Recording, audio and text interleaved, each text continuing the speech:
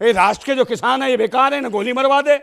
है जो आदमी जो रात भर मेहनत करता हो, खेती किसानी करता हो, जाड़े पाले में काम करता हो, धूप में काम करता हो, उन किसानों के साथ जो देश का अन्नदाता है, समझे नहीं, और ये भिखमंगे जो उसके दयादान पे पलने वाले भिखमंगे, धर्म के नाम पे भीख मांग के आने वाले भिखमंगे, उनकी गोद में जाके बैठा है जन चौधरी, समझे।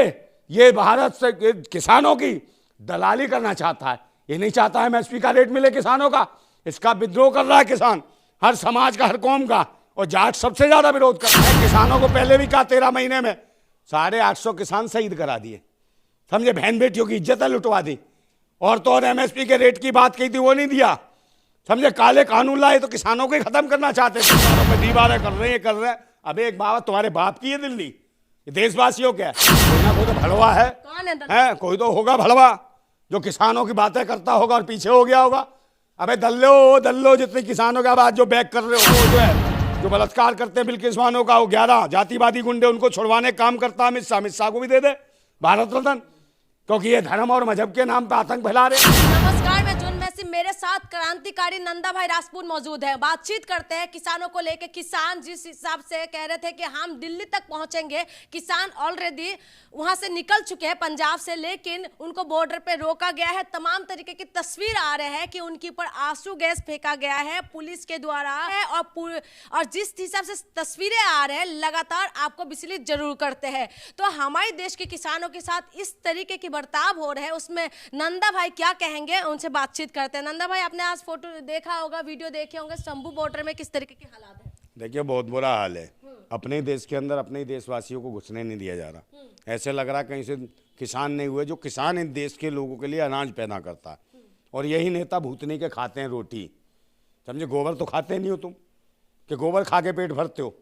जो भारत का किसान अपनी राजधानी में दिल्ली में आना चाहता है, उसको अपनी बात कहने का मौका नहीं देती है सरकार। इतनी डरी हुई है, दहशत में, और ये कहीं ना कहीं परेशान करने पर लगी है।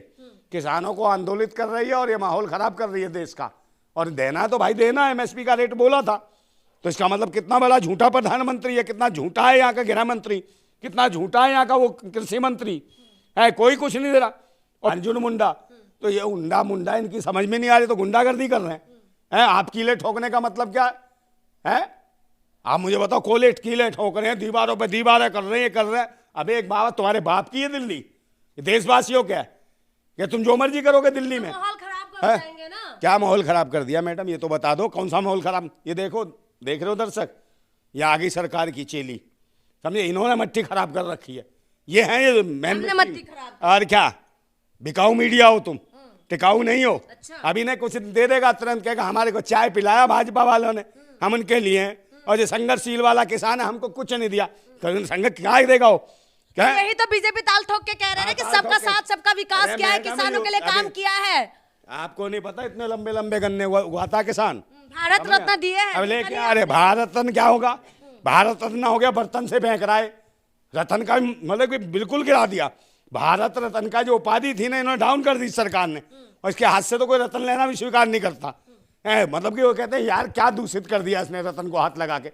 5 भारत रत्न दे रहा है, ये 3 रत्न दिए जाते हैं, 3 भारत रत्न साल में, ये 5 दे रहा है, 50 भी दे सकता है।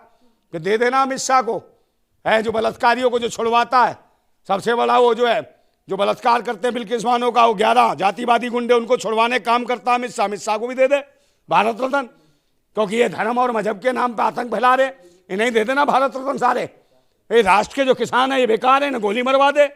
है जो आदमी जो रात भर मेहनत करता हो, खेती किसानी करता हो, जाड़े पाले में काम करता हो, धूप में काम करता हो, उन किसानों के साथ जो देश का अन्नदाता है, समझे नहीं, और ये भिखमंगे जो उसके दयादान पे पलने वाले भिखमंगे, धर्म के नाम पे भीख मांग के आने वाले भिखमंगे, कौन दल्ला कौन भड़वा है, समझे। किसानों के हित में आवाज उठाओ। आज जरूरत है एमएसपी का रेट, लागत मेहनत का उचित दाम चाहिए। और कितना बदनाम किया इस सरकार ने, ये लोग डरा रहे भारतवासियों को। और कई किसान अपनी औकात में आ गए ना, बता रहा हूं, इनको कुत्ता बना के मारेगा सरकार को। आप ज्यादा आंदोलन ना कराओ। और कुछ में सबसे बड़ी बता क्या है, किसानों का आंदोलन चलता है तो सारे किसान क्यों नहीं आ रहे? पश्चिमी यूपी की तरफ से तो किसान आ नहीं रहे अभी। आने दे, कोई ना कोई तो दल्ला है, कोई ना कोई तो भड़वा है। कौन है दल्ला? कोई तो होगा भड़वा जो किसानों की बातें करता होगा और पीछे हो गया होगा। अबे दल्लो जितने किसानों के आवाज जो बैक कर रहे हो, या तो अपना आंदोलन अपना लो, एमएसपी का रेट फट क्यों रही है? समझे, सरकार से फट रही है। तुम क्या राष्ट्र और किसानों के लिए काम करोगे? भलवो आओ, और नहीं आओगे तो समझे ना तुम्हारे फिर दोबारा कहोगे कि आओ हम आंदोलन कर। सब जान रहा पूरा देश कि कौन दल्ला कौन भलवा है। समझे, किसानों के हित में आवाज उठाओ। आज जरूरत है एमएसपी का रेट, लागत मेहनत का उचित दाम चाहिए। और कितना बदनाम किया इस सरकार ने है किसानों को। पहले भी कहा 13 महीने में 850 किसान शहीद करा दिए। समझे, बहन बेटियों की इज्जत लुटवा दी।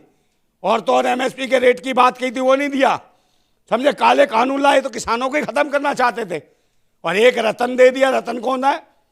किसको दिया है? वो जयंत चौधरी खुद हो रहा है। पिछली बार देखा था, पिछवाड़ा सुझा दिया था इसका मार मार के।